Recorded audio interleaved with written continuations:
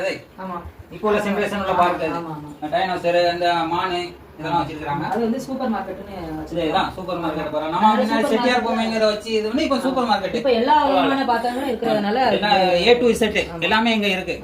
நான் எனக்கு என் வீட்டுக்கு வாங்கினா வந்து வாங்கிடலாம். பரவாயில்லை சூப்பரா பண்ணிருக்காங்க. முதல்ல வந்து அண்ணாமலை அம்மாள், உண்ணாமலை அடுத்து வந்து திருவண்ணாமலையில உள்ளது திருவண்ணாமலை, அப்புறம் திருப்பதியில உள்ளது திருப்பதியும் பத்மாவதி அம்மாள். சரி சரி. அப்புறமா இது நெல்லையப்பர் காந்திமதி அம்மாள். நம்ம நெல்லையப்பர் ரைட் ரைட். அதுக்கு அடுத்து மதுரை மீனாட்சியும் சொக்கநாதரும்.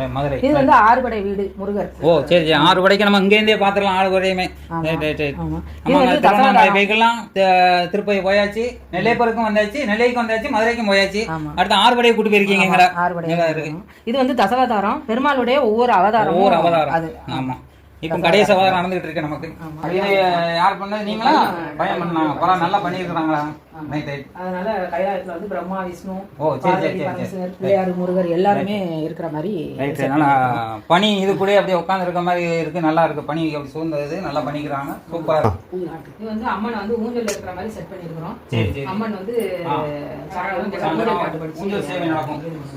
நீங்க பாட்டு பாட பாட அவங்க ஊஞ்சல் அப்படியே ஆடி இருக்கிற மாதிரி நல்லா இருக்கு. பரவாயில்ல. மீனாட்சி டிவில இருந்து வந்து எங்க வீட்டு கொழுவை சிறப்பா நீங்க வீடியோ எடுத்து எல்லாத்துக்கும் இது பண்றது எங்களுக்கு மிகவும் நன்றி. சரி கேள்வி கேட்கணும். நாங்க எத்தனை வருஷமா அந்த கொழு வச்சுட்டு இருக்கீங்க? அது இது வந்து என் தங்கச்சி வீடு தான். நாங்க வந்து தங்கச்சி பையன் ஆசைப்பட்டாங்க, அவ முதல்ல எத்தனை வருஷம் இது? 19 வருஷம். 19 வருஷம். முதல் வருஷம் உங்களுக்கு கொழு வைக்கணும்னு தோணுது எதனால?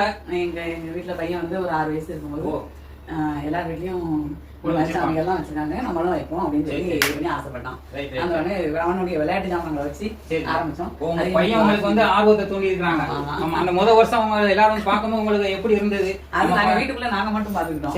அதுக்கு பிறகுதான் ஒரு 5 வருஷம் அப்படியே வச்சுக்கிட்டு இருந்து அதுக்கு மேல நாங்க இது பண்ணும்போது எல்லாரையும் கூப்பிட்டோம். உங்களுக்கு பலன் எதுவும் கிடைச்சதா? அதுக்கு பிறகு நல்லா படிப்பு, நல்லா பொருளாதாரம் எல்லாமே நல்லா. எல்லாருமே கேட்டுக்கோங்க.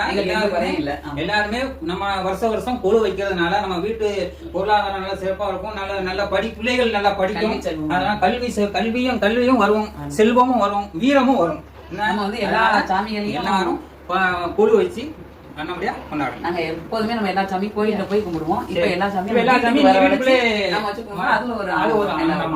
ரொம்ப சந்தோஷமா நாங்க மீனாட்சி டிவில நல்லா எல்லாமே காட்டினாங்க.